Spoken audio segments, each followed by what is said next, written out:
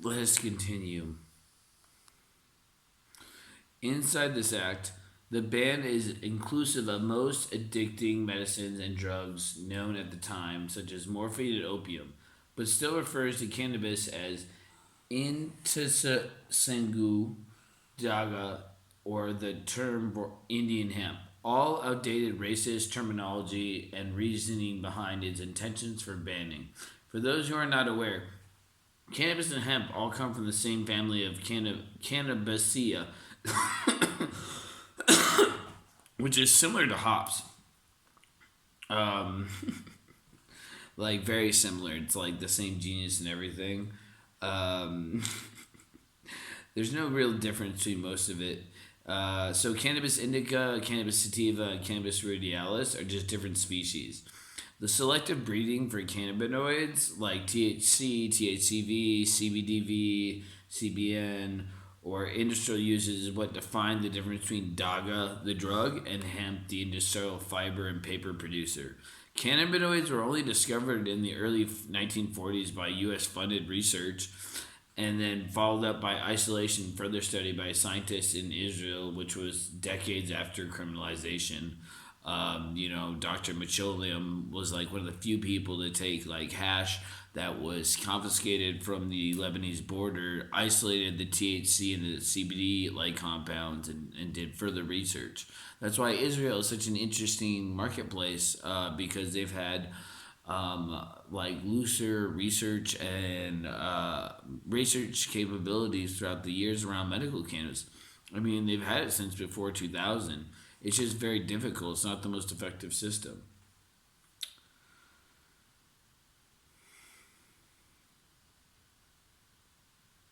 Like I said, like there's no difference between daga, the drug, and hemp, the industrial fiber and paper producer.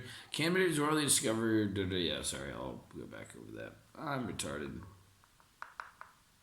In 1914, the United States criminalized the recreational use of opium.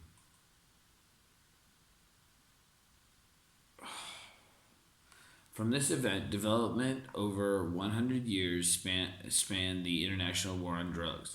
The stated goals of the prohibition has been public safety and health concerns, but the current laws to this day still treat substance abuse disorder as a criminal issue. This leads to the expression of xenophobia and the racism in culture via narcotics policy. Around this time, like basically for like all of history, like narcotics and drugs that people don't understand have just been like passed off to like foreigners and immigrants. Like they reefer madness from like the 30s and whatnot. Like there was all these like articles that they were talking about in the newspaper about, they call it yellow journalism, right? So basically, white women would smoke cannabis at a jazz club and have sex with like jazz musicians, and crazy Mexicans were bringing up like Sensimilia from Mexico, getting high and raping. All bullshit, just racial, like xenophobic BS, just to entice and protect like the actual timber industry, because cannabis grows 4 times faster than the timber industry. Angel, Henry Anlinger was married into the DuPont family, who had a specific like a large interest and monopoly in the petro company, like DuPont petrochemical company, as well as the timber industries, and controlled the newspapers at the time. So they just did slander campaigns that made it sound like cannabis was horribly illegal. Yeah, it was bullshit to begin with.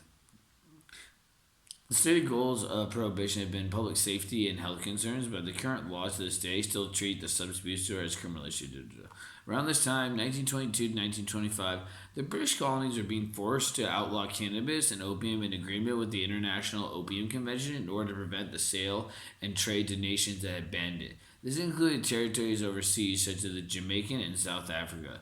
The term yellow journalism refers to journalism based upon sensationalism and crude exaggeration, often with racist or discriminatory traits. We saw multiple times over the 1900s where private interest groups such as owners of timber industries and pharmaceutical industries produced media that demonized cannabis and heroin as being the drug of choice for foreigners and people of color that was harming society. This was to protect their own monetary interests and investments. A prime example would be films such as Reefer Madness and other propaganda around the time that will look ridiculous to anyone with experience around cannabis users nowadays. The Single Convention on Narcotic Drugs of 1961 is an international treaty to prohibit production and supply of specific, nominally narcotic drugs and drugs with similar effects except under license for specific purposes, such as medical treatment and research.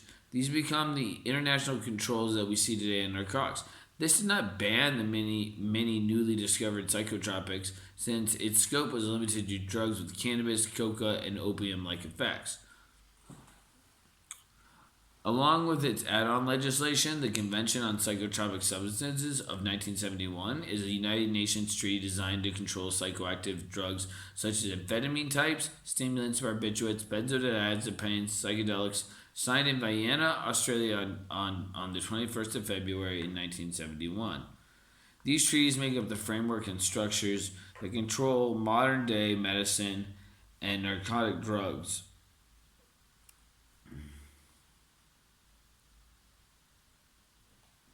Narcotic drugs internationally. This is a system created over 50 years ago. Since then, we have had a fourth industrial revolution because of the internet and modern technology. We can't rely on outdated and skewed information to dictate international policy and sovereignty. Under these UN controls, the international community did create an industrial hemp exemption, which is why cannabis with THC under 0.2% can be grown in the EU and countries like France, Poland, China, Canada, and Ukraine, all who are now the lead producers of industrial varieties as well as being signatories of the 1961 conventions.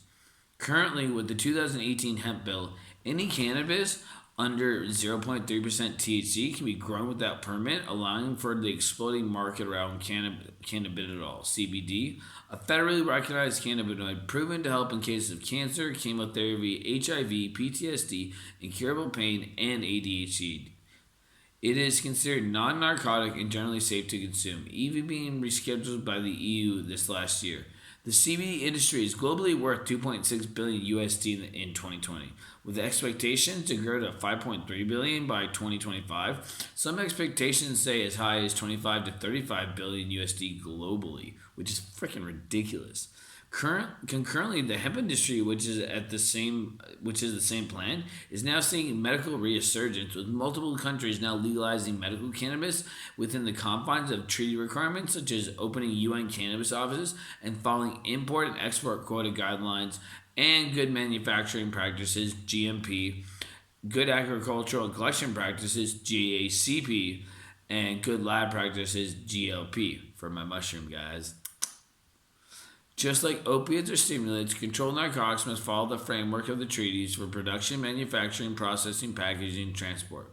This is a costly endeavor, as the supply chains and logistics must all be ensured, controlled, and guarded, usually in some manner to prevent diversion to the illicit market.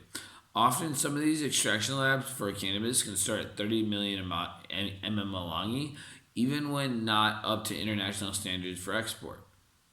In stark contrast, some countries have chosen to pick and choose which of the narcotic laws they wish to enforce, with countries like Canada, Uruguay, and 40 out of 50 United States of America's breaking the treaty by legalizing their own forms of cannabis laws and regulatory systems. A good example would be the medical and recreational industries in cannabis, Washington, Colorado, and Oregon. Washington weed all the way, West Coast, baby.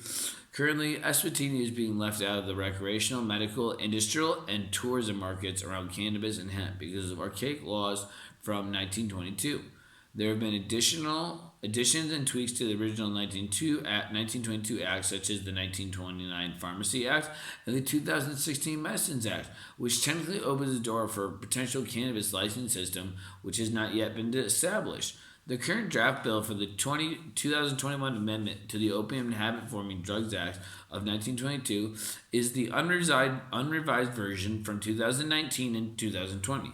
The main concerns with this amendment draft was that it did not do enough for the people already in the industry or for those who wish to come into the industry without large amounts of investment capital. The current version only mentions a licensing system with high fees and limited licenses, not providing a gateway or rural designation for indigenous growers existing in the market already. The amendment actually increases fines for violating the act and payments to those who turn in violators, i.e., paying informants and snitches, which just further continues the broken system we begin with rather than adapting to the current situation and market, which should be some form of legalization to participate in the region or global industry. It just makes sense. Like, there's so much money, 25, 26 billion USD across the world. Why are we not taking a cut of that? It doesn't make sense. This is why in 2020 Parliament's discussion, so many MPs were feverishly against the bill. It truly did not create an equal playing field for every citizen of Eswatini and seemed to serve the interests of foreign investors and big capital over average growers or workers. It should be aimed to help legitimize. To deny the existing cannabis skills and talent in Eswatini is a shame.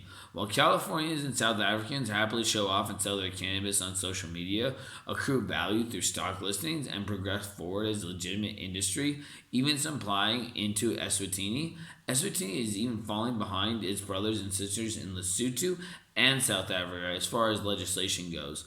With Lesotho being the first legalizing production and export of medical cannabis since 2008, and South Africa quickly following suit with much of the SADC region, it's truly a limiting and frustrating situation that Eswatini is currently finding itself in, with being handcuffed by old laws and falling behind the rest of the world, yet having all the natural resources needed to play a huge role in the international medicinal and industrial cannabis markets. Let us take hands, focus, and prioritize so Swazis can make a difference to our own future and that of our children. Right? Makes sense, right? Just legalize it. Thanks for listening. I appreciate it. Have a good evening, everybody.